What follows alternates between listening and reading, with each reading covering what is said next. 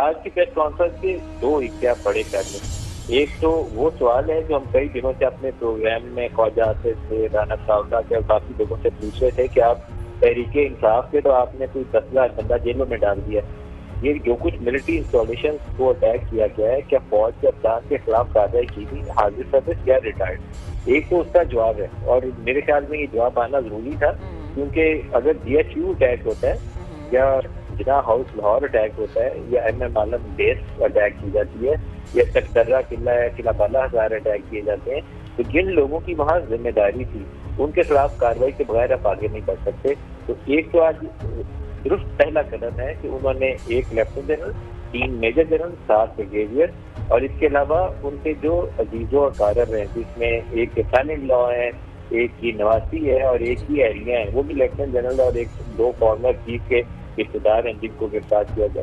उसके ऊपर बड़ी क्लियर पोजीशन उन्होंने ले ली कि हमने अपने तो 16-17 अफसरों के फारिग कर दिए, कार्रवाई की उनके खिलाफ और उनके जो रिश्तेदार थे वो भी पकड़ लिए। ये एक हिस्सा जो आना क्लियरली बहुत जरूरी था। अभी प्लानिंग वाले हिस्से में कुछ और लोग आने चाहिए। अगर कोई उकसाता है बगावत के ऊपर, 200 जगहों पर उन्होंने कहा कि फौजी तनकीदात को अटैक किया गया, तो क्या ये सारी जो ऑर्गेनाइज्ड अटैक था फौजी तनकीदात के अंदर, ये कुछ रिटायर्ड लोग भी इसमें मुलव्वस थे? इसका जवाब उन्हें देना चाहिए जो उन्होंने नहीं दिया, क्योंकि फौज की एक रवायत होती है कि वो नाम लेने से गुरेज करते हैं। अगर वो कार्रवाई कर भी गुजरेंगे तो शायद तब भी नाम न ले, तो हमें ये लीगल जराये से इसका नाम मालूम करने की कोशिश करनी चाहिए कि किन रिटायर्ड लोगों के खिलाफ तहकीकात हो रही। लेकिन एक बैड न्यूज है, वो है तहरीके इंसाफ के लिए, और वो बड़ी क्लियरली तहरीके इंसाफ को टारगेट करती है स्टेटमेंट। उन्होंने पाकिस्तान तहरीके इंसाफ या PTI का कहीं नाम नहीं लिया, इमरान खान का नाम नहीं लिया, लेकिन जितने क्लियरली इस चीज को वो बयान कर सकते थे और जितना सख्ती के साथ बयान कर सकते थे, उतना सख्ती के साथ और उतनी वजाहत के साथ उन्होंने कहा कि जिन लोगों ने पुलिस और फौज के ऊपर पेट्रोल बमों से हमला किया, उन्होंने जिन लोगों ने लोगों को उकसाते रहे और झूठा बयानिया सोशल मीडिया पर घटते रहे, 9 मई के वाकयात के मकसद माइंड रहेंगे। तो it's bad news for PTI। मुझे नहीं लगता कि PTI की जो टॉप टियर है वो तहरीके इंसाफ के अंदर रह पाएगी, या Tehreek-e Insaf as a party उसको सर्वाइव करने के लिए पता नहीं क्या कुछ करना पड़ेगा। डिफिकल्ट सिचुएशन फॉर PTI शायद एज इट इज सर्वाइव ना कर सके। एक तो हम 9 मई के बाद देख रहे थे, उसको पोलिटिकल इंजीनियरिंग पाकिस्तानी आम लफ्जों में हम कहते हैं, क्योंकि ये PMLN और पीपल्स पार्टी पे ये बहुत गुजर चुका था। लेकिन ये 9 मई का बराह रास्त अगर उनके ऊपर चार्जशीट तहरीके इंसाफ और इमरान खान के ऊपर है, तो PTI एज ए पार्टी बहुत मुश्किल होगा वो सर्वाइव कर सके। उसकी टॉप टियर उसका हिस्सा नहीं रह पाएगी।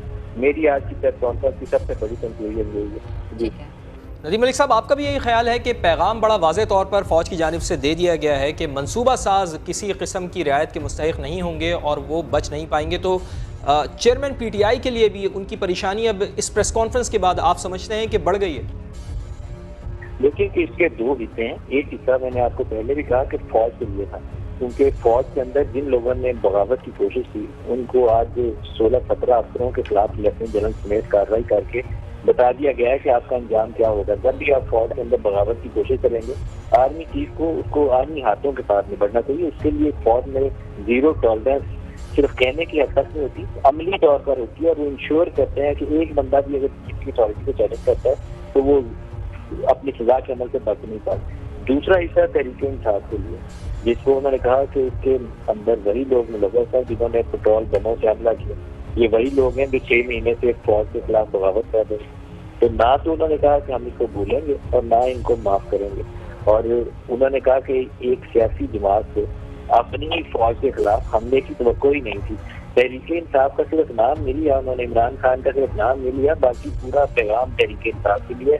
इसलिए मेरे तो काफी ज्यादा इस मामले में अंडरस्टैंडिंग कह लें या मेरा तजिया कह लें कि तहरीके इंसाफ के लिए एज पार्टी फंक्शन करना फोर्थकमिंग इलेक्शन में बहुत मुश्किल काम होगा, आसान नहीं होगा। खुद इमरान खान के लिए इस अमल से गुजर के आगे बढ़ के निकलना काफी मुश्किल होगा, क्योंकि आज वाली जो पूरी स्टेटमेंट है DGI की, उसके 2 ही उसके मुखातिब थे। एक फौज के वो लोग जिन्होंने चीफ की अथॉरिटी को क्वेश्चन किया या फौजी तनकीबात के अंदर हमलों में मुलव्वस हुए, और दूसरा उसका मुखातिब जो था वो तहरीके इंसाफ की क़यादत थी, और वो टॉप टियर है। वो छोटा टियर नहीं जो प्रेस कॉन्फ्रेंस करके जान बचा के निकल गया है, वो टॉप टियर है जो पार्टी के अंदर कोर कमेटी का हिस्सा रहते हैं। अब मुझे नहीं पता कि 3-4 दिन लोगों ने कहा कि हम तहरीके इंसाफ से इलेक्शन का ऐलान कर रहे हैं, लेकिन वो उन मीटिंग का हिस्सा थे। फौज उनको माफ कर देगी प्रेस कॉन्फ्रेंस के दौरान, या उनको दोबारा इसी लूप में, इसी एहतसाब के अमल से गुजारेगी। क्योंकि अगर इस एहतसाब के अमल से गुजारा तो बहुत सारे वो लोग जो प्रेस कॉन्फ्रेंस करके जान बचाकर आजकल दाएं बाएं घूम रहे हैं, उनकी जिंदगी मुश्किल में पड़ जाएंगी। क्योंकि इमरान खान को शह दिलाने वाले भी कुछ लोग ग्रुप के अंदर होते थे। फैजो मियां साहब, वो भी एक 99 का वाकया, तल्ले साहब को शायद पता होगा। अभी भी कुछ थे जो कहते थे कि फैजो खान साहब तो अभी पॉपुलैरिटी बहुत हो गई है, आपको क्वेश्चन कोई नहीं कर सकता। तो वो मेरे ख्याल में अगर ये इन्होंने इसका दायरा थोड़ा बढ़ाया तो वो लोग जो प्रेस कॉन्फ्रेंस करके अभी आज़ादी के सांस ले रहे हैं दोबारा अंदर नजर आएंगे। जी।